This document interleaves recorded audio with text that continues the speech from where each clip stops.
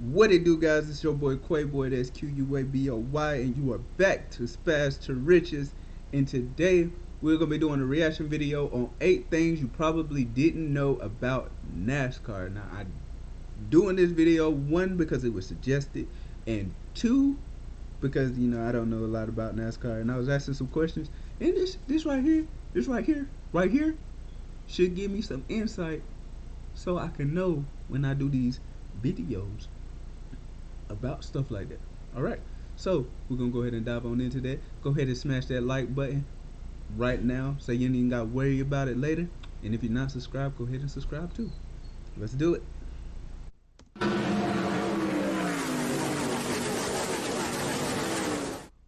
Over time, I've noticed that a good chunk of my subscribers have either never watched a NASCAR race or have just started getting into the sport. And with the quarantine finally being partially lifted this week, and NASCAR being the first American sport to resume competition, albeit with no fans in attendance, there's going to be an influx of new viewers checking into NASCAR for the first time. So I thought it might be a good idea to explain what exactly the hell is going on here for newcomers.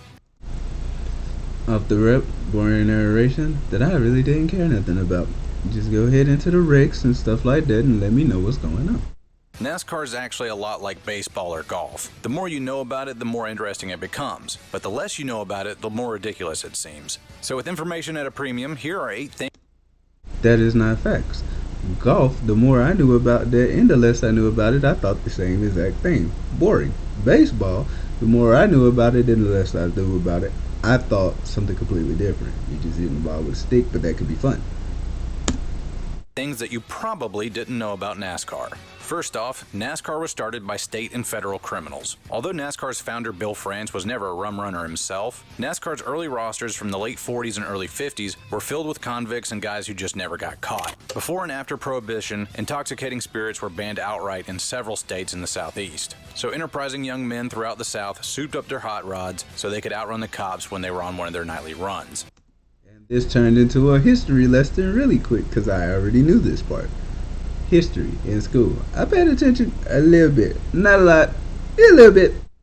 Eventually, local legends grew, and people wanted to know which of their local bootleggers was the best driver. And so, tracks and competitions were organized, and at some point, somebody had the bright idea to start selling tickets to these get-togethers, and stock car racing was born.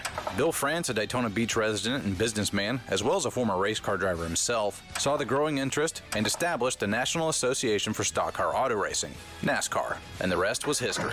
While many NASCAR stars had their fair share of run-ins with the law, there was none more famous than the last American hero himself, Junior Johnson. A 50-time winner in NASCAR's Top Series, Junior Johnson was arrested by federal revenuers in 1956 when he went to fire up his father's still one night. He spent 1 year in federal prison and was eventually pardoned by President Ronald Reagan many years later, although he had begun the appeal process under the Carter administration. But in true bootlegger fashion, if you ever brought this up to Junior while he was still alive, he'd be quick to remind you that he never got caught behind the wheel while he was making one of his runs. Junior gained a reputation on the track for being a tough-as-nails driver and an innovative mechanic. I get that we haven't been into this video long, but I'm already bored on what's going on. I expected this to tell me stuff about the crashes and stuff like that. I don't know. Maybe I was expecting something wrong. Maybe it'll get interesting as we go on, but right now it's boring as hell to me. So innovative, in fact, that he is widely regarded as one of the most cheatingest figures in all of NASCAR. And that gets me to number 2 on this list. Cheating is not only tolerated by NASCAR fans, but is actually celebrated. I know this comes as a shocker and is at odds with every other sport in existence, but hear me out. Although the sanctioning body of NASCAR is very stringent with its rules, NASCAR fans have always turned a blind eye to cheaters in the sport and actually sing their praises amongst themselves. Teams are allowed to either build their own cars or purchase them from other teams. And even though NASCAR has strict specifications that those cars have to adhere to, there's always a little wiggle room left to exploit. There's an old saying in NASCAR, if you ain't cheating, then you ain't winning. Everybody does it, although they're usually bending the rules or just breaking a rule before it's on the books. Junior Johnson was so prolific in the art of rule dodging that he actually had one of his creations put into the NASCAR Hall of Fame, the Yellow Banana, a '66 Ford Galaxy that was one of the most disgustingly illegal cars in the history of the sport, and got its name due to its shape and its yellow paint job. But if there was ever a mechanic who could best Junior Johnson in the dark arts of stock car cheating, it was Smokey Yunick. Now that's a good thing to know. So cheating is actually legal in NASCAR. You're not supposed to, but it's not frowned upon. Alright. It got a little interesting when they started talking about the cheating part. There's not many sports that you can see nowadays where you can cheat and they actually be like, it's. I mean, sure he did it, but who cares? With a silly name but a penchant for disregarding the rules at every turn, NASCAR fans became enamored with Smokey's antics. He did anything to get a leg up over the competition, making his engines too big, mounting the bodies too far forward on the frame, increasing the size of the fuel tank, and when officials became wary of that, they mandated the size of the fuel tank to 20 gallons. But Smokey then just made the fuel line wrap around the car, which squeezed an extra gallon or two out of the limit set in place. And in one famous example, Smokey had his fuel tank seized by NASCAR tech inspectors, saying that it was too large and he had a total of 10 infractions that needed to be changed. They had pulled the fuel tank out of the car as extra punishment, thinking that Smokey would have to push the car back to the garage, but instead Smokey just jumped in the car, cranked it up, still with no fuel tank in it, and drove it back to his crew while shouting at the officials, "Make that 11 things." True to his name, Smokey fogged up the lines between right and wrong, and even to this day this proud tradition of rule bending is still alive in NASCAR. As recently as 2018 during the Flexgate scandal, Stewart-Haas racing cars have manipulated the bracing on the rear window to give way at high speeds to direct more airflow towards the spoiler,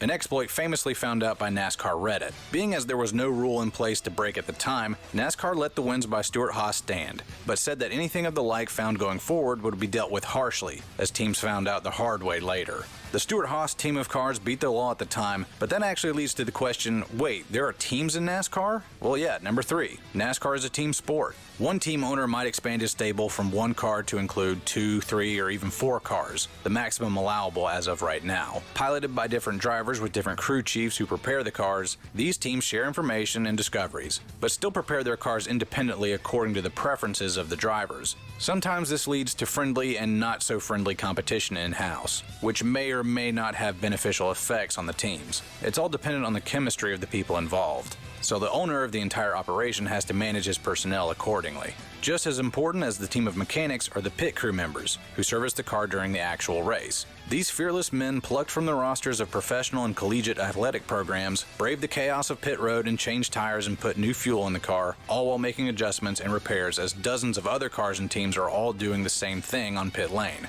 Under ideal conditions, That's how they do that jump so fast. Remember in the last video, and I don't know if y'all watched my last video, I think it was worst crashes and thing, where I was like, they took the tire off and put it back on so fast it looked like just teeth just pop in.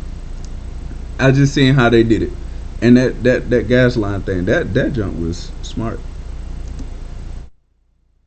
a NASCAR pit crew can change 4 tires, top off fuel, and make adjustments to the car in less than 14 seconds. And yes, sometimes accidents do occur and they get hurt. But thanks to safety regulations and the skill of other drivers out there on pit lane, those Y'all remember that was in the last video too, where bro got ran over his foot? Oh my god, yo. Oh, flashbacks. incidents are few and far between. The pit crew members are the athletes that make the team the best they can be on race day. But what about the guys behind the wheel piloting the race car itself? That gets us to number 4. Yes, the drivers are athletes. It takes a special type of crazy to hop into a metal coffin wearing a fireproof suit and sling a car around at 200 miles an hour. But it also takes an insane amount of physical fitness as well. Temperatures inside the car can reach as high as 140 degrees Fahrenheit. And in this oven, you have to think critically about your next move and have cat-like reflexes, all while communicating to your crew about how your car is holding up via radio. NASCAR legend Bobby Allison used to prepare for these insane conditions by driving around his home in Hueytown, Alabama in his personal car in the middle of the summer with the windows rolled up, with the heat blasting, and while wearing several jackets. Drivers nowadays... Oh, heck no. That's... Oh my god, bro was trying to have a heat stroke. No. take trips to the sauna, have a strict fitness regimen, and diet they have to adhere to in order to stay at peak performance. The man we can thank for this breakthrough is Mark Martin. A man often derided as undersized during his early career, the 5'6" Arkansas native took up weightlifting and high-level fitness programs to make up for it, and found out that the workouts actually made him better equipped to handle the demands of NASCAR racing. And soon after that, nearly everyone followed suit. Even in his 50s and still winning races, Mark was still rocking an 8-pack. Wait, Mark Martin was still winning races in his 50s? Yep, that gets us to number 5 on the list. NASCAR drivers can have incredibly long careers. The average successful NASCAR driver will make his first starts in his early 20s and will retire in his mid to late 40s. Some drivers even go beyond this. In 1992, Harry Gant set the record that still stands today as the oldest driver to ever win a NASCAR race at 52 years old. Mark Martin got close in 2009 at age 50, but no driver has challenged the throne since. And to give you some perspective, if the youngest driver to ever win a race, Joey Logano, who got his first win at the age of 19 in 2009, beat Harry Gant's record, we would have to wait until 2043. Current drivers span all age groups and backgrounds. Joey Logano from Connecticut will turn 30 this year. His teammate Ryan Blaney is 26 and hails from Ohio. And one of the best in the business right now, Kevin Harvick from Bakersfield, California, is 44 and has just signed a multi-year contract extension. Hey, maybe he'll be the one to take handsome Harry Gant's crown. Okay, so we've covered the who, the what, and the why of NASCAR, but as you sit down to watch the race, what should you be keeping your eye on? Yes, there's daring, death-defying moves and beating and banging action happening every so often, but what keeps NASCAR crazies such as myself glued to the TV for the entire duration of the race? Get that pile up, yo! Oh my god, bro.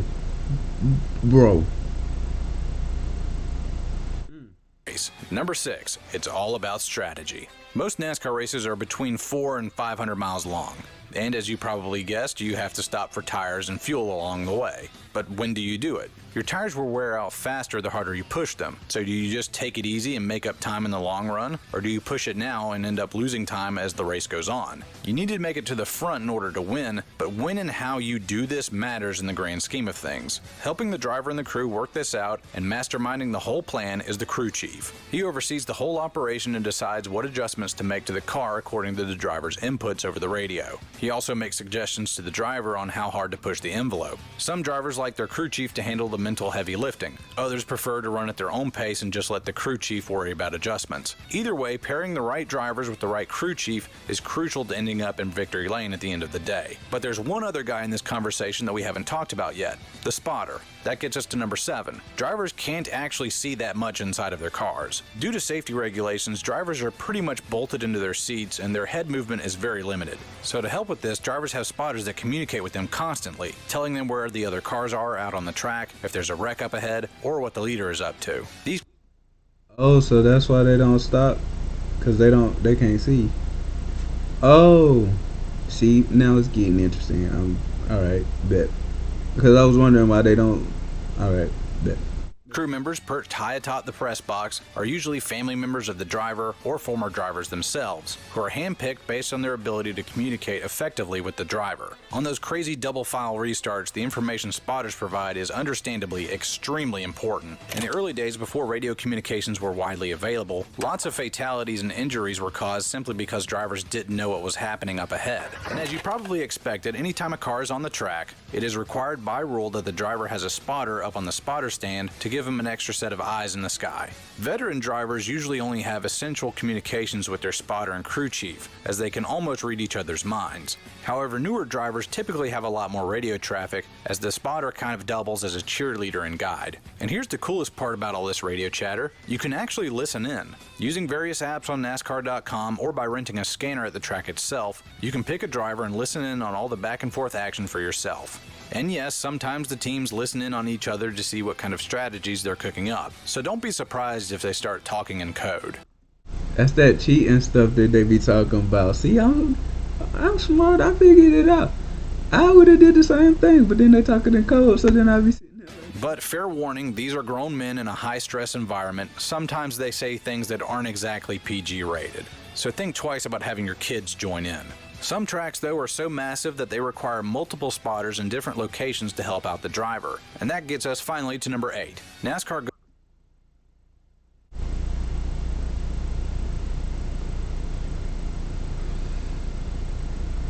No words.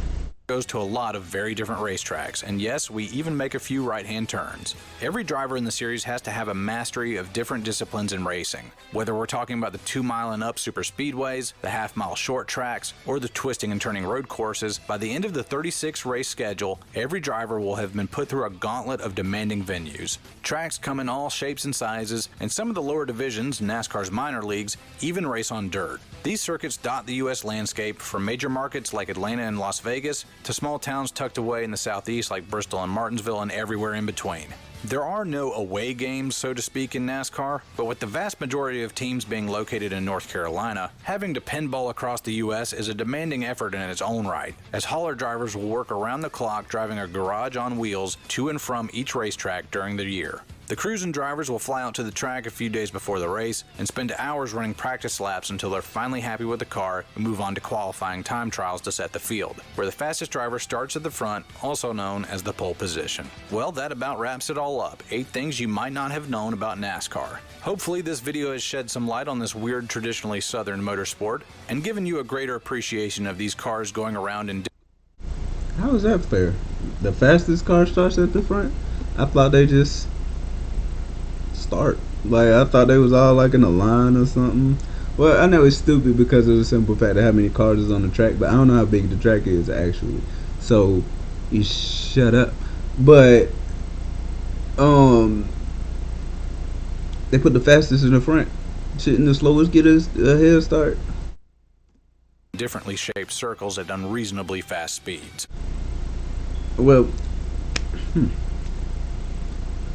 I guess that'll do it for our video on 8 things you probably didn't know about NASCAR. There is some things I didn't know. There's some things that I didn't know.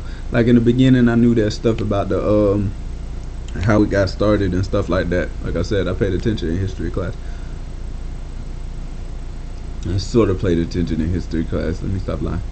But yeah, if you like the video, smash that like button. Subscribe if you haven't already subscribed. Share it. And yeah, let's grow this channel, guys. Let's get this channel up there. I'm trying to grow. Deuces.